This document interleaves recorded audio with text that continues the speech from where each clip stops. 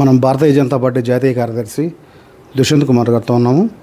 ఆయన అడిగి ఆంధ్రప్రదేశ్లో భారతీయ జనతా పార్టీ అభివృద్ధి చెందడానికి ఎట్లాంటి కార్యక్రమాలు తీసుకున్నారో మనం తెలుసుకున్నాము.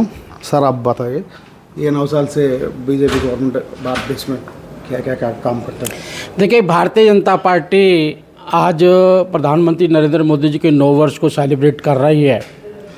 वैसे तो हम एक राजनीतिक दल है. राजनीतिक दल का काम समाज और देश का काम करना होता है और उसके साथ ईमानदारी से समाज के अंदर जाना होता है. उसी तरीके भारतीय जनता पार्टी ने और देश के प्रधानमंत्री नरेंद्र मोदी जी ने 9 वर्ष के अंदर जो काम किए हैं वो अपने आप में एक ऐतिहासिक काम है. बदलता हुआ भारत दिखाई देता है, परिवर्तित भारत दिखाई देता है, विकासशील भारत दिखाई देता है और विकसित भारत की ओर हम बढ़ रहे हैं. हमने अनेकों चुनौतियाँ इन 9 साल के अंदर देखी हैं. सबसे बड़ी हमारे सामने कोरोना की बीमारी का आई, उसका हमने डटकर मुकाबला किया. पहले भी देश में बीमारियाँ आती रही हैं, उनका इलाज और दवाई आने के अंदर बरसों लग जाया करते थे. पल्स पोलियो की दवाई, पोलियो ड्रॉप्स 20 साल के अंदर देश को मिली. लेकिन पूरा विश्व यहाँ देख रहा था कि हिंदुस्तान किस प्रकार से बच पाएगा. हमारे प्रधानमंत्री ने हमारे साइंटिस्टों पर, हमारे युवाओं पर विश्वास करते हुए, उनकी प्रतिभा को पहचानते हुए एक वैक्सीन नहीं 2-2 वैक्सीनों का निर्माण किया और उस वैक्सीन के माध्यम से हम देश की जनता की जान को बचा पाए. और एक वैक्सीन नहीं, हमने 2-2 वैक्सीन फ्री देने का काम किया. आज संसार के अंदर जिसे इंग्लैंड हो, जापान हो, फ्रांस हो, अमेरिका हो, ऑस्ट्रेलिया हो, सभी ने अपनी वैक्सीन को 1,500 से लेकर 5,000 तक बेचने का काम किया है. लेकिन हमने फ्री दी, हमने विश्व को भी फ्री दी है. 100 देशों को 40 करोड़ फ्री वैक्सीन देने का काम किया है. और सबसे बड़ी बात तो बीमारी से लोग कम मरते हैं, भूखमरी से ज़्यादा मरते हैं. ये पूर्व का अनुभव है. लेकिन देश के प्रधानमंत्री ने 80 करोड़ लोगों को फ्री भोजन देकर उनकी जान बचाने का काम किया है. हमने आतंकवाद मुक्त शासन दिया है.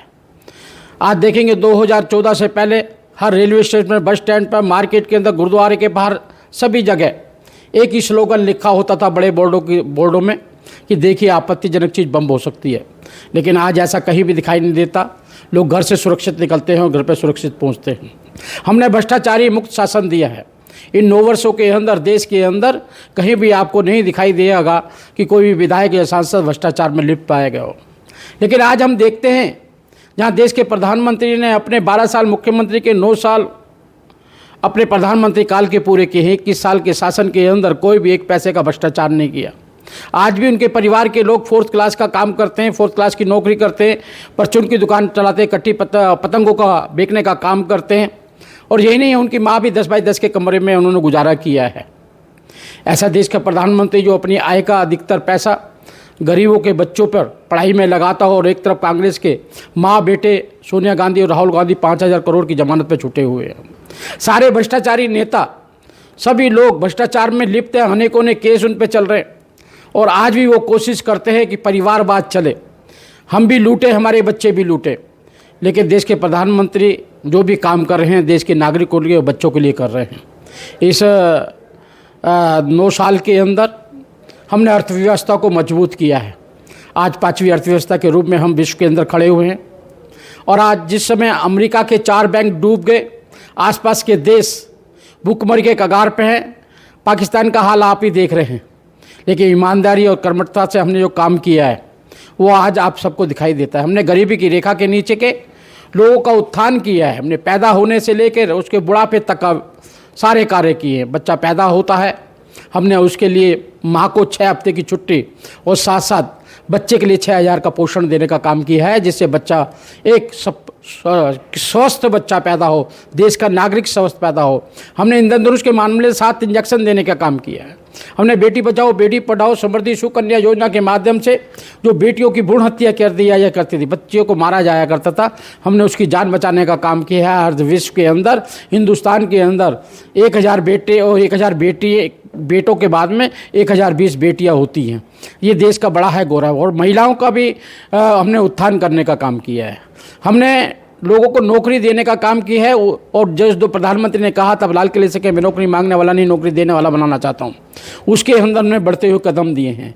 हमने नौकरों और घरों को शौचालय देने का काम किया। आप कल्पना कर सकते हैं किस प्रकार से माँ बहन बेटियों को शौच के लिए अंधेरे का इंतजार करना पड़ता था, वो बीमार हो जाया करते थे। जहाँ लक्कड़ जलाते हुए, धुआं पीते हुए और धुआं से आँख खराब हो जाया करते थे, हमने 11 करोड़ घरों के अंदर गैस के कनेक्शन देने का काम किया। हमने बेघरों को घर देने का काम किया। 3 करोड़ लोगों को हमने घर देने का काम किया है। हमने यही नहीं है, आज बदलते हुए भारत के अंदर आज आज़ादी के 75 वर्ष बाद किस प्रकार देश के अंदर पीने का पानी नहीं उपलब्ध था लोगों घरों के अंदर, हमने 12 करोड़ घरों के अंदर घर का पीने का पानी उपलब्ध कराने का काम किया है। हमने सुरक्षित वातावरण के साथ हमने जो चुनौतियाँ थी वो चुनौतियाँ भी हमने स्वीकार की है। हमारे सामने राम मंदिर एक चुनौती थी, हमने राम मंदिर का निर्माण किया है। और जो लोग हमें व्यंग कसा करते थे कि राम मंदिर बनाएंगे, तारीख नहीं बताएंगे, आज हम तारीख बताने के लिए भी तैयार है कि जनवरी माह के अंदर 2024 के अंदर राम मंदिर के अंदर आप प्रवेश कर कर रामलला के दर्शन कर सकते हैं। और यही नहीं है, धारा 370 हमारे सामने चुनौती थी। लोग कहा करते थे कि धारा 370 हटा देंगे तो खून की नदियाँ बहेंगी, तिरंगा उठाने वाला कोई नहीं मिलेगा। फारूक अब्दुल्ला ने कहा था तिरंगा उठाने वाला कोई नहीं मिलेगा। ये बदलता हुआ भारत है कि इस 26 जनवरी को वही फारूक अब्दुल्ला अपने घर के अंदर तिरंगा लगाकर जनगणमन लगाते हुए देखे गए। वही मुफ्ती जो कहती कि 370 के खून की नदियाँ बहेंगे, आज टंटी जी वहाँ पे कार्यक्रम हुआ है। आज पूरी घाटी के अंदर, कश्मीर के अंदर तिरंगा फहरा है, कहीं खून की नदियाँ बहती हुई नहीं दिखाई दे रही। हर व्यक्ति तिरंगे को प्यार करता है। विश्व के अंदर आदरणीय नरेंद्र मोदी जी का बड़ा विश्वास बड़ा है, उनका रुतबा बड़ा है। संसार आज हर समस्या के लिए नरेंद्र मोदी जी को देखता है और उसका परिणाम आप देखते हैं। यूक्रेन और रशिया की लड़ाई के अंदर किस प्रकार से हमारे 32,000 विद्यार्थी फंस गए थे, वो विद्यार्थी हमने निकाले गए। अपनी सूडान के अंदर 282 अपने नागरिकों को निकालने का काम किया, अफगानिस्तान से निकालने का काम किया। और सबसे बड़ी खुशी की बात है, इन राज्यों के अंदर जो भी हमारे नागरिक फंसे हुए थे, सब के सब तिरंगा लेकर भारत माता की जय करते हुए निकले थे। और जो पाकिस्तान के और श्रीलंका के, बांग्लादेश के लोग थे जो तिरंगा जलाया करते थे, वो भी लोग तिरंगा लेकर भारत माता की जय करते हुए अपनी जान बचाते हुए दिखाई दिए। ये बदलता हुआ भारत हम दे रहे हैं। आज तक हमारे देश के अंदर सभी नागरिकों को सिर्फ एक ही बात दिखाई देती थी। जब हम बच्चों को लेकर जाया करते तो यही बताना पड़ता था, ये पार्लियामेंट है, ये पार्लियामेंट अंग्रेज़ों ने बनाई ही है। वो पूछते थे अंग्रेज़ों ने क्यों बनाई, हमको बताना पड़ता था कि हम अंग्रेज़ों के गुलाम रहे हैं। वो आते थे तो हम लाल किला दिखाया करते, कुतुब मीनार दिखाया करते, ताजमहल दिखाया करते थे।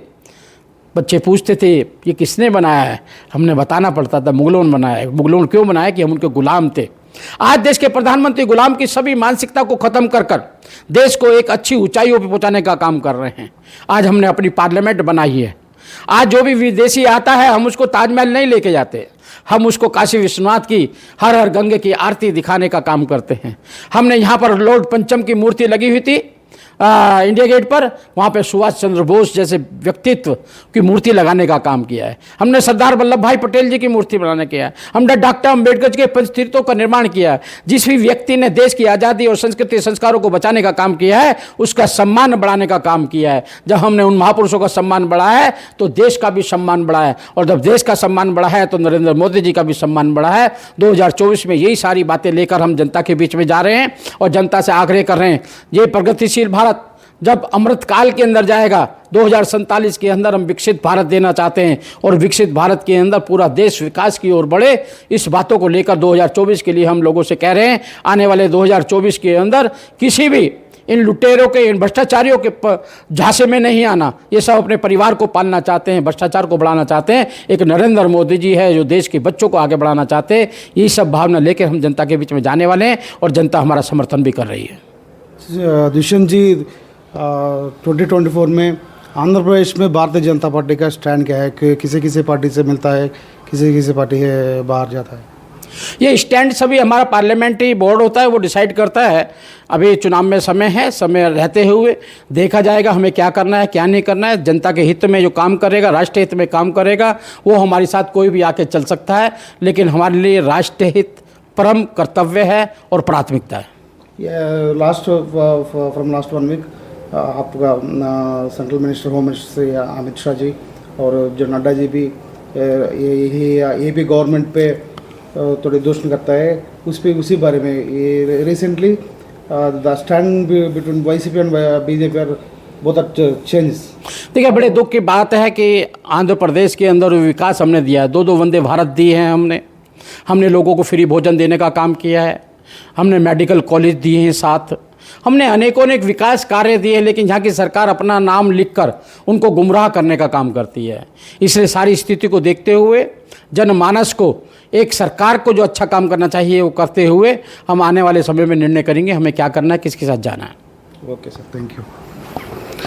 ఆంధ్రప్రదేశ్లో భారతదేశం మొత్తం నరేంద్ర మోడీ అధ్యక్షతన భారతీయ జనతా పార్టీ ఆంధ్రప్రదేశ్ రాష్ట్రాన్ని బాగా అభివృద్ధి పథంలో నడిపిస్తుందని, రానున్న ఎలక్షన్లో ఇప్పుడైతే ఆంధ్రప్రదేశ్లో కేంద్ర ప్రభుత్వం ఏదైతే నిధులు ఇస్తుందో ఆ నిధుల్ని ఆంధ్రప్రదేశ్ ప్రభుత్వం సొంత వాళ్ళ బొమ్మలు వేసుకొని వాళ్ళు ప్రచారం చేసుకోవడం పట్ల కూడా దుష్యంత్ కుమార్ గారు ఆగ్రహం వ్యక్తం చేశారు.